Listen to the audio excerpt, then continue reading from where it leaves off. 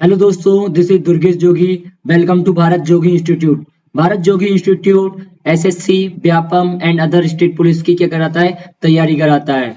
तो आइए कुछ जीएस जीके में कुछ बेहतर बनाते हैं एंड स्ट्रॉन्ग करते हैं। और आप जितना पढ़ते हैं उसे रिवाइज करने से ही ज्यादा से ज्यादा याद होता है।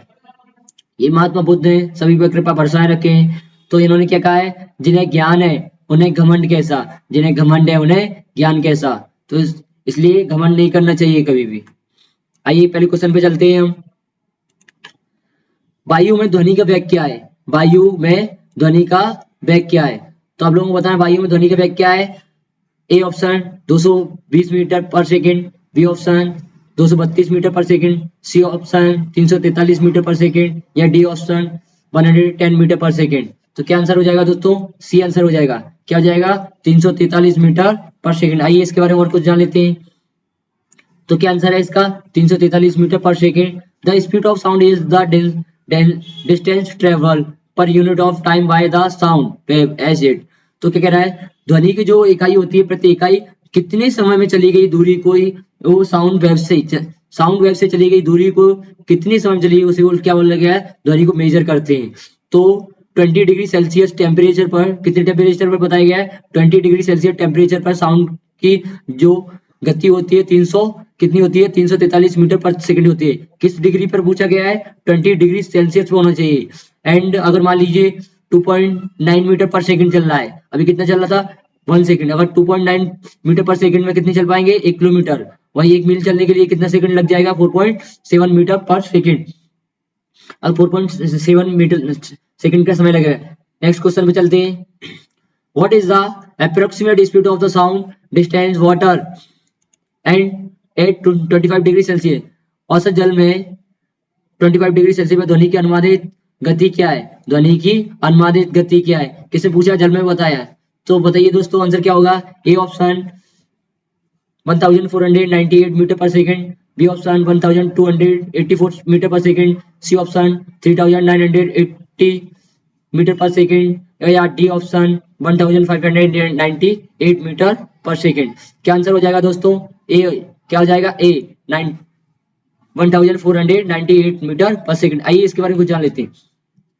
तो किस चीज पर डिपेंड करती है ए स्पीड, तो जान लेते हैं। तो क्या आंसर है? 498।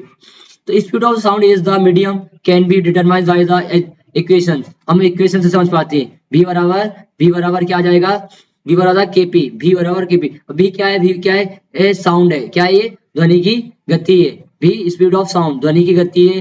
के क्या है? कंप्रेशन। क्या है? संपीड़न है। के क्या है? संपीड़न है। p क्या है? डेंसिटी है। क्या है? घनत्व है। तो अगर मान लीजिए किसमें पानी में इतना डेंसिटी होना चाहिए, उसका संपीड़न होगा तो कितनी गति होगी, ये 343 पर मीटर सेकंड के हिसाब से। वायु में, किसमें? वायु में कितनी गति है ध्वनि की? 343 मीटर पर सेकंड। वहीं नॉर्मल टेम्परेचर पे वाटर में कितनी स्पीड है? 1498 मीटर पर सेकंड। वहीं सॉलिड में देखते हैं, साउंड ऑफ सॉलिड में कितनी है? 5000 metre per second. Next question की तरफ चलते हैं दोस्तों। Who got the Nobel peace prize 2023? Nobel शांति पुरस्कार 2023 का किसे मिला है? नोबेल पुरस्कार 2023 का किसे मिला है दोस्तों? आप लोग बताइए सही answer. A option Nargis Mohammadi, B option Robert Lee, C option Edwin Lee, D option Mohammed Jin. तो क्या हो जाएगा आंसर दोस्तों? ए। क्या आंसर हो जाएगा? ए नारगिस मोहम्मदी। आइए इसके बारे में कुछ जान लेते हैं। ये कौन है? नरगिस मोहम्मदी है कौन? ईरानी वुमेन है, एक महिला है कहाँ की? ईरान की। ईरानी वुमेन राइटर और कंपेरियन से Narges Mohammadi won the Nobel peace prize. तो ये कौन है? वहाँ की प्रचारक महिला है, कहाँ की? कहाँ की है? ईरान की। तो उन्हें नोबेल शांति पुरस्कार से नवाजा गया है। मोहम्मदी वाज द ऑनर, उन्हें सम्मानित किया गया था फॉर द फाइट, किसके लिए? Against the operation Y women is the Iran and fight the promote human rights and freedom all said Vered Reis, understand head of the novelist ना। तो क्या बोला जा रहा है उनके बारे में? उन्हें सम्मानित किया गया है शांति पुरस्कार 2023 से। और किसके लिए किया गया है? वहां ने ईरान की महिलाओं के प्रति उनके मानवता अधिकार और स्वतंत्रता के लिए उन्होंने क्या किया है? फाइट की है। क्या किया है उन्होंने? फाइट की है। और ये किसने कहा है? नोबेल पुरस्कार के जो कमेटी के अध्यक्ष हैं उन्होंने कहा है, वेरेड रेस एंडरस्टैंड ने कहा है, ऑस्लो रेड एंडरस्टैंड ने कहा है। आइए नेक्स्ट क्वेश्चन की तरफ चलते हैं दोस्तों। Who is the water becoming, who is the water becoming, water become writer, water become writer, sorry who is the writer of becoming. तो राइटर कौन है बिकमिंग का, किसका, बिकमिंग का राइटर कौन है, आप लोग बताइए कौन हो जाएगा। A option Jhumpa Lahiri, B option Sudha Murty, C option Michelle Obama, D option Hillary Clinton. तो क्या आंसर हो जाएगा दोस्तों, सी ऑप्शन मिशेल ओबामा। आइए इसके बारे में जान लीजिए कुछ। Michelle Obama, Michelle Obama. तो becoming is the memory former United State first lady Michelle Obama publish in 2018। तो पहली संयुक्त राष्ट्र अमेरिका की पहली महिला है, पहली महिला मिशेल है, कौन कौन मिशेल है, ये मिशेल ओबामा पहली महिला है जिन्होंने 2018 में पब्लिश की थी क्या, बिकमिंग स्टोरी। कौन सी स्टोरी, बिकमिंग स्टोरी। आइए नेक्स्ट क्वेश्चन की तरफ चलते हैं दोस्तों। Who is the author of the silent cry, silent cry का लेखक कौन है, साइलेंट क्राई का लेखक कौन है। A option Haruki Murakami, B option Kenzaburo Oe, C option John Milton, D option Michael Madhusudan Dutt. तो क्या आंसर हो जाएगा दोस्तों, सही आंसर हो जाएगा बी, कौन, बी केजाबुरो ओज, केजाबुरो ओज। आइए इनके बारे में जान लेते हैं, केजाबुरो ओज के बारे में जानते हैं। तो silent cry is the novel, इन लेखक है किसके, साइलेंट क्राई के लेखक कौन है, जापानी ऑथर। ये कहाँ के, जापान के ऑथर है केंजाबुरो ओज, केंजाबुरो ओज। तो इन्होंने पब्लिक पहली बार कब किया था, जापानी पहली बार इन्होंने इसको पब्लिक कब किया था, 1967 में। कब किया था, 1967 में। और इन्हें वहां का एक पुरस्कार भी मिला है, तेंजाकी कौन सा पुरस्कार मिला है, वहां का एक पुरस्कार भी मिला है। आइए नेक्स्ट क्वेश्चन की तरफ चलते हैं दोस्तों। Which ex chief minister, which ex chief naval admiral अर्थात नौसेना अध्यक्ष has the author of the book named A Prime Minister to Remember Memories of a Military Chief। किस पूर्व प्रमुख नौसेना एडमिरल ने a prime minister to remember memory of the military chief नामक पुस्तक लिखी है। A option Sushil Kumar, B option Arun Prakash, C option Devendra Kumar, D option Nirmal Kumar. तो क्या हो जाएगा आंसर दोस्तों, ए ऑप्शन, क्या आ जाएगा, ए सुशील कुमार। आइए इनके बारे में कुछ जान लेते हैं। तो सुशील कुमार के बारे में जानते हैं, इन्होंने बुक लिखी है, इसका टाइटल क्या है, आप प्राइम मिनिस्टर। क्या टाइटल है बुक का, आप prime minister to remember memories of the military chief. क्या नाम, टाइटल का नाम क्या है, बुक का नाम क्या, टाइटल क्या है, आप prime minister to remember memory of military chief. Author by former navy chief admiral Sushil Kumar. ये कौन थे, नेवी के प्रमुख थे, एडमिरल थे।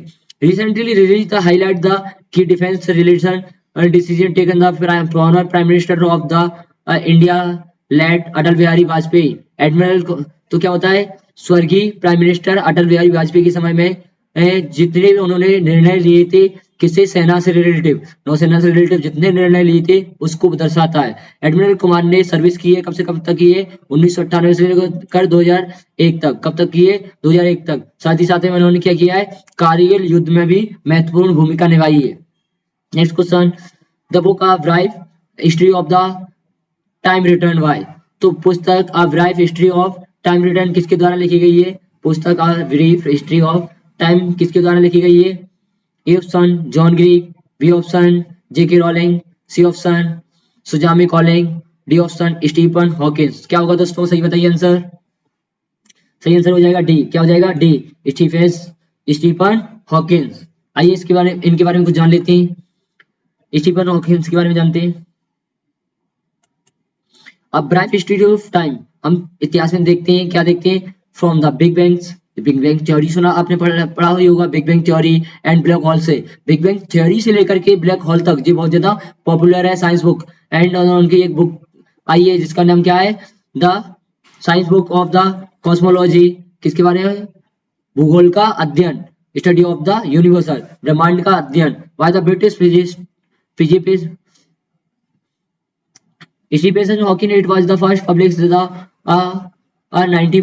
1988. Hawking wrote the book for the non-specialist leader with no prime knowledge of scientific theories। तो वो क्या कह रहे हैं, बिग बैंग थ्योरी से लेकर के ब्लैक होल तक की जो कहानी हम पढ़ते हैं उसके बारे में, इसके ब्रह्मांड के अध्ययन के बारे में बताया गया है। बुक का नाम क्या है, ब्रह्मांड का अध्ययन। और ये स्टीफन हॉकिंस कौन है, एक भौतिकी के क्या कौन है, ये फिलोसोफर है, ब्रिटिश भौतिकी के फिलोसोफर है कौन, स्टीफन हॉकिंस। इट वाज इन्होंने पहली बार कब पब्लिश की थी, 1988 में। क्यों की थी, क्योंकि जो इसके बारे में भौतिकी के बारे में जानता नहीं है, अर्थात ब्रह्मांड के अध्ययन से अनभिज्ञ उन साइंटिस्टों को बताने के लिए। The book war and peace is written by, तो बुक कौन सी, वॉर एंड पीस, कौन सी बुक, वॉर एंड पीस, किसके द्वारा लिखी गई है, तो A option Leo Tolstoy, B option Dalai Lama, C option Maroof Raja, D option H G Wells. तो किसके द्वारा लिखी गई है दोस्तों, ए, सही आंसर क्या आ जाएगा, ए, लियो टॉलस्टॉय। आइए इनके बारे में जान लेते हैं। लियो टॉलस्टॉय कौन है, Leo Tolstoy was a great 19th century Russian writer. तो कौन है, लियो टॉलस्टॉय कौन है, एक महान राइटर है रशियन के, और उन्होंने एक पुस्तक लिखी है कौन सी, war and peace is the consider of one the greater novel, बहुत अच्छी प्रसिद्ध बुक है, one of the greater novel by all time, और उस समय की बहुत ज्यादा प्रसिद्ध बुक रही थी। और मैं यहाँ तक ये सलाह दूंगा कि इसे the book is the long word is the most read, बहुत बड़ी है लेकिन आपको पढ़ना चाहिए। नेक्स्ट क्वेश्चन पे चलते हैं दोस्तों। The Audible range of the sound of for human being is the from, मनुष्य के लिए ध्वनि की श्रव्य श्रेणी कितनी है, ए ऑप्शन 20 हर्ट्ज से 200 किलो हर्ट्ज तक, 10 हर्ट्ज से 100 किलो हर्ट्ज तक, 20 हर्ट्ज से 20 किलो हर्ट्ज तक, 10 हर्ट्ज से 10 किलो हर्ट्ज तक। तो क्या आंसर हो जाएगा दोस्तों, सी, कौन सा आंसर हो जाएगा, सी, 20 हर्ट्ज से लेकर के 20 किलो हर्ट्ज तक। आइए जान लेते हैं।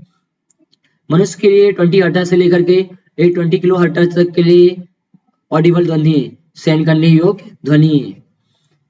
और एक और आया क्वेश्चन इसी से रिलेटिव, एक औसत वयस्क मनुष्य के लिए कितनी ध्वनि होनी चाहिए, यानी श्रव्य ध्वनि, जो 2 हर्ट्ज से लेकर के कितनी 20 हर्ट्ज तक, 2 हर्ट्ज से 2000 हर्ट्ज तक, 20 हर्ट्ज से 2000 हर्ट्ज तक, और 20 हर्ट्ज से 20,000 हर्ट्ज तक। तो कितनी हो जाएगी दोस्तों, डी ऑप्शन 20 हर्ट्ज से 20,000 हर्ट्ज तक। आइए जाने देखिए। तो 20 से 20,000 तक audible range is the sound of the average default human living, मानव की सहन करने योग्य कितनी ध्वनि है, 20 से 20,000 हर्ट्ज तक। मोर देन 20,000, अगर 20,000 से ऊपर जाते हैं तो ये कैसी होती है, डिमांडिंग एज अ कंसीडर, अर्थात ये हानिकारक ध्वनि होती है। कैसी ध्वनि होती है, हानिकारक। आइए नेक्स्ट क्वेश्चन पे चलते हैं। The deficiency of the which nutrition case light blindness, किस पोषक तत्व की कमी से रतौंधी रोग होता है, किसकी कमी से रतौंधी रोग होता है, क्या पूछा है इसमें, रतौंधी रोग। तो vitamin A option vitamin K, B option vitamin C option protein, D option vitamin A. तो क्या हो जाएगा आंसर दोस्तों, D vitamin A, D option हो जाएगा विटामिन ए। आइए जान लेते हैं। तो विटामिन ए डिफिशियंसी, VAD क्या है, विटामिन ए डिफिशियंसी, हाइपोविटामिन के नाम से भी जाना जाता है, is the lack of the vitamin A blood and tissues. आइए नेक्स्ट क्वेश्चन की तरफ चलते हैं। Which of the following is not a waterborne disease, निम्न में से कौन जल जनित बीमारी नहीं है, इसमें नहीं पूछा गया है, तो कौन सी नहीं है, typhoid, A option typhoid, B option mumps, C option hepatitis, D option cholera. तो क्या मम्स यानी गलसुआ भी बोलते हैं इसे, है ना। तो क्या हो जाएगा दोस्तों, हेपेटाइट क्या जल जनित बीमारी नहीं है। हेपेटाइट क्या है, हेपेटाइट एक वायरस संक्रमण बीमारी है। आइए इसके बारे में जान लेते हैं। Hepatitis refer the infection consider the liver. तो हेपेटाइट क्या होता है, एक लीवर को इन्फेक्शन करने वाली एक भड़काली बीमारी है, लीवर को इन्फेक्शन करने वाली, कौन सी किसे इन्फेक्शन करती है, हेपेटाइट लीवर को। कॉमनली केस ज्यादातर देखे जाते हैं, ये फैलती है, संक्रमण बीमारी है वायरल की, किसकी संक्रमण बीमारी है दोस्तों, वायरल की, यानी विषाणु। तो यानी वायरस की क्या है बीमारी है, बट लेकिन और भी इसका केसेस है, पॉसिबल केस और भी बनते हैं, जैसे स्वयं से इम्यूनिटी पावर से बन सकता है, इंक्लूडेड ऑटो ह्यूमन्स, क्या बोला है, इंक्लूडेड क्या कहते हैं, ऑटो ह्यूमन्स, यानी स्वयं की इम्यूनिटी पावर से। कैसे बन सकता है, हमें कुछ ऐसे हानिकारक ड्रग्स लेने से, मेडिसिन लेने से, टॉक्सिन लेने से, या फिर एल्कोहल लेने से भी हेपेटाइट हो सकता है, अर्थात लीवर क्षतिग्रस्त हो सकता है। हेपेटाइट क्या है, वायरल डिसीज है। नेक्स्ट क्वेश्चन, पारस domesticus is the commonly known as, पारस डोमेस्टिक को हम किस रूप में जानते हैं, या किस नाम से जाना जाता है? A option parrot, B option lark, C option sparrow, D option pigeon. तो हम किस नाम से जानते हैं दोस्तों? C option sparrow. किसके नाम से जानते हैं? स्पैरो। आइए जान लेते हैं कुछ स्पैरो। तो हम किस नाम से जानते हैं? पारस डोमेस्टिक को कॉमनली हम जानते हैं, पारस डोमेस्टिक को हम कॉमनली जानते हैं स्पैरो के नाम से। साथ ही साथ में क्या बोला है? साइंटिफिक नेम यानी कबूतर का साइंटिफिक नाम क्या है? कोलम्बिडे। क्या है? कोलम्बिडे। और साथ ही साथ में क्या बोला है? तोता यानी पैरेट का नाम क्या है? प्रेस्टेसी फॉर्म्स। प्रेस्टेसी फॉर्म्स किसका है? तोता का साइंटिफिक नाम क्या है? प्रेस्टेसी फॉर्म्स। वहीं कबूतर का नाम क्या है? कोलम्बिडे। और गौरैया का नाम क्या है? स्पैरो यानी गौरैया, पारस डोमिस। नेक्स्ट क्वेश्चन, निम्न में से कौन सा फूल वानस्पतिक रूप से किस नाम से जाना जाता है? वानस्पतिक रूप से जाना जाए अर्थात बॉटनिकल नॉन एज हम किस फ्लावर को वानस्पतिक रूप से जानते हैं? A option rose, B option carnation, C option lily, D option daffodil. Daffodil क्या हो जाएगा आंसर दोस्तों? आंसर हो जाएगा डी, डेफोडिल। आइए जान लेते हैं डेफोडिल के बारे में। Daffodil is the botanical known as Narcissus. हम डेफोडिल को किस नाम से जाने थे? नर्सिसिस के नाम से, नर्सरी के नाम से भी जाने थे, बॉटनिकल नाम है। और साथ ही साथ में रोज का बॉटनिकल नाम क्या है? नर्सरी के नाम में भी जाना था, ये भी ध्यान रखें। और रोज का बॉटनिकल नाम क्या है? कैटनेस। क्या नाम है? थिन्स एंड कॉर्फेल्स। और वहीं लिली का साइंटिफिक नाम क्या है? लिलियम। लिली का साइंटिफिक नाम क्या है? लिलियम। नेक्स्ट क्वेश्चन दोस्तों, hemophobia is the fear of. Hemophobia किसका डर है? किसका डर है? A option darkness, B option height, C option water, D option blood. तो बताइए आप लोग दोस्तों, बहुत अच्छा क्वेश्चन है, कई बार आया है सीजीएल में, सभी के सभी क्वेश्चन सीजीएल में आए हुए क्वेश्चन है, सीजीएल 2020 में आया हुआ है। तो क्या हो जाएगा आंसर इसका दोस्तों? क्या होगा आप लोग बताइए? इसका आंसर हो जाएगा डी। क्या हो जाएगा? D, blood. आइए जान लेते हैं ब्लड के बारे में।